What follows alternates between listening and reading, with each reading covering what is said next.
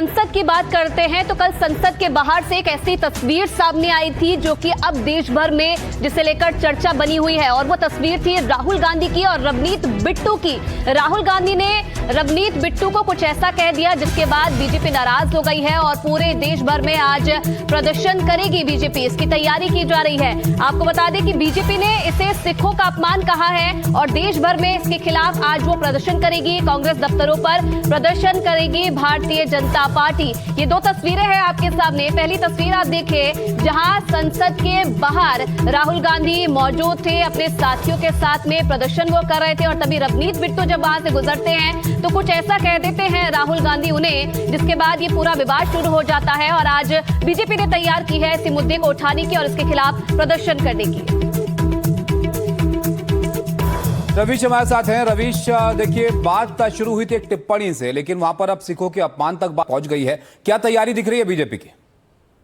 देखिए, बीजेपी को बैठे बिठाए एक मौका मिल गया है राहुल गांधी पर हमला करने का, और इसकी पृष्ठभूमि ये है कि कल जब मकर द्वार के बाहर में 8 जो निलंबित जो सांसद थे वो जब प्रदर्शन कर रहे थे, तो उस वक्त राहुल गांधी भी वहां पर मौजूद थे। और रवनीत बिट्टू वहां से जब निकले तो राहुल गांधी ने तंज कसते हुए कहा कि तुम गद्दार हो और तुमको फिर से कांग्रेस में आना पड़ेगा। फिर उन्होंने हाथ मिलाने की कोशिश की और उसके बाद में रवनीत बिट्टू ने हाथ उनसे नहीं मिलाया। बाद में रवनीत बिट्टू ने मीडिया से ये कहा कि राहुल गांधी उन पर हमला करना चाह रहे थे, इसलिए वो आगे बढ़े थे।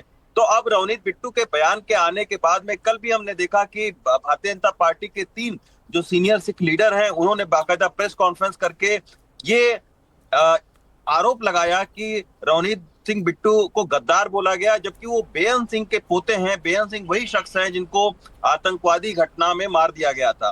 तो एक रवनीत सिंह बिट्टू का जो है वो परिवार, एक आप समझिए कि उस परिवार से वो ताल्लुक रखते हैं जिन्होंने बहुत बड़ी कुर्बानी दी है। तो उस पर बीजेपी ने अब ये कहा है कि पूरे देश भर में कांग्रेस के दफ्तर के बाहर में प्रदर्शन किया जाएगा, क्योंकि ये पूरे सिखों का अपमान है जिस तरीके से उनको गद्दार कहा गया है। तो इसको लेकर बीजेपी की तैयारी पूरी है। कल भी हमने देखा कि कल शाम को बीजेपी ने एक बड़ा प्रदर्शन कांग्रेस के दफ्तर के बाहर करने की कोशिश की थी, और वहां पर काफी सारे सरदार लोग मौजूद भी थे, काफी सारे सिख मौजूद थे और उन्होंने प्रदर्शन किया था। आज भी कई सारे जिलों में बिल्कुल, आप देखिए आज इस प्रदर्शन से ये मामला कहां तक जाता है। वैसे भी कई टिप्पणी यहां पर रवनीत बिट्टू कर चुके हैं राहुल गांधी को लेकर इस मामले के बाद से ही। लेकिन संसद की हम बात करें तो देखिए संसद के बजट सत्र में राष्ट्रपति के अभिभाषण का जवाब देने उठे राहुल गांधी को रोकने के साथ जो टकराव यहां पर शुरू हुआ वो तरह से यहां पर लगातार जारी है। राहुल गांधी ने इस बीच एक और बेईमानी विवाद यहां पर शुरू कर दिया है। बिल्कुल, अब वो बेईमानी विवाद क्या है जिसके बाद आज पूरे देश भर में प्रदर्शन करेगी बीजेपी, वो भी आपको बता दें। उन्होंने पुराने कांग्रेसी रवनीत सिंह बिट्टू का मजाक उड़ाते हुए उन्हें गद्दार दोस्त कहा और एक नया हंगामा इसके बाद खड़ा हो गया है।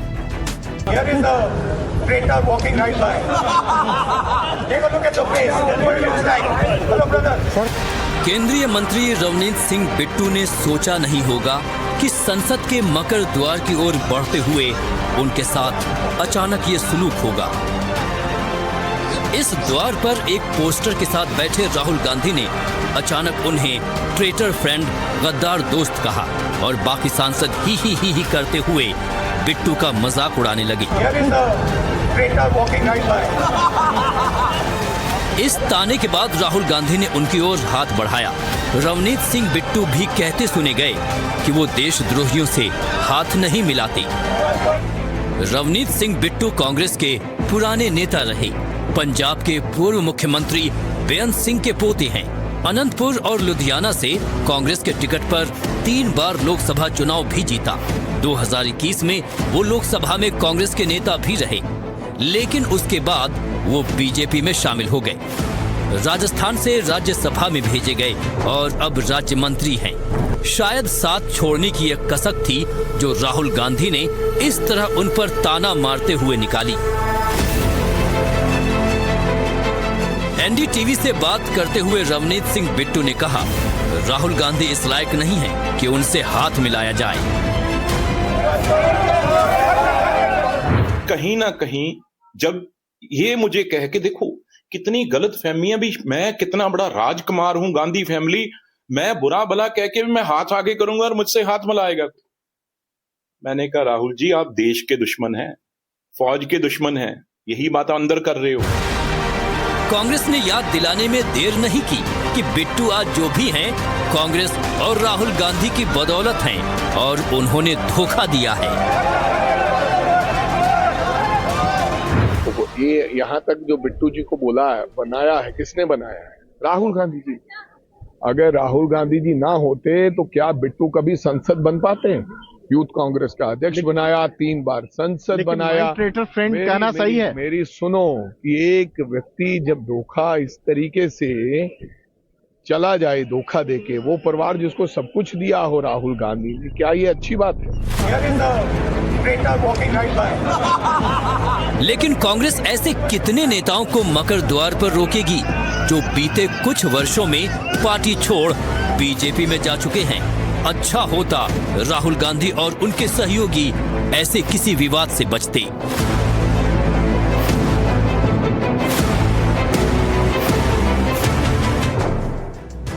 और अभी एक बड़ी खबर आपको बता दें, संसद की रणनीति को लेकर आज सुबह 10 बजे विपक्ष के सांसदों की एक अहम बैठक होने जा रही है। संसद भवन स्थित खड़गे के कमरे में सुबह 10 बजे विपक्षी दलों की ये बैठक होगी। संसद की रणनीति को लेकर कल भी कांग्रेस की बैठक हुई थी, आज भी यहाँ पर ये होनी है। शाम 7 बजे खड़गे के घर पर कांग्रेस की बैठक यहाँ पर हुई थी कि जिस तरह से हंगामा देखने को मिल रहा है लोकसभा में, अब आगे की रणनीति यहाँ पर क्या रहती है कांग्रेस की, इस बैठक में यहाँ पर ये देखना महत्वपूर्ण रहेगा।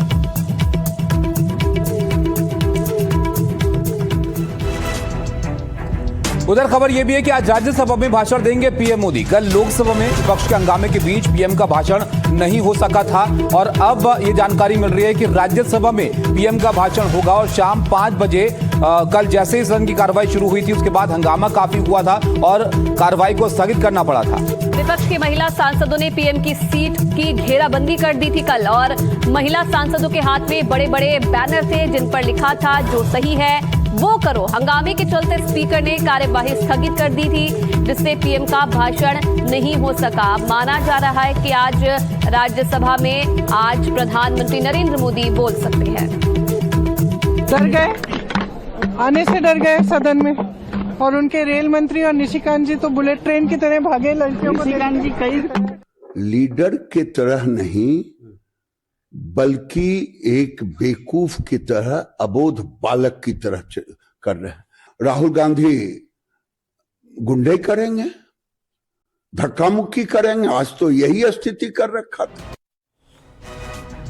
तो जो कुछ यहाँ पर संसद में हो रहा है उसके केंद्र में कांग्रेस यहाँ पर बनी हुई है। अब खबर एनसीपी से जुड़ी हुई आपको बताते हैं। अब सवाल यह है कि एनसीपी के दोनों गुटों में क्या विलय होगा, इसको लेकर लगातार चर्चाएं चल रही हैं। लेकिन सवाल इसलिए क्योंकि सुनेत्रा की शपथ के बाद ऐसा लग रहा था कि बातचीत यहाँ पर रुक गई है।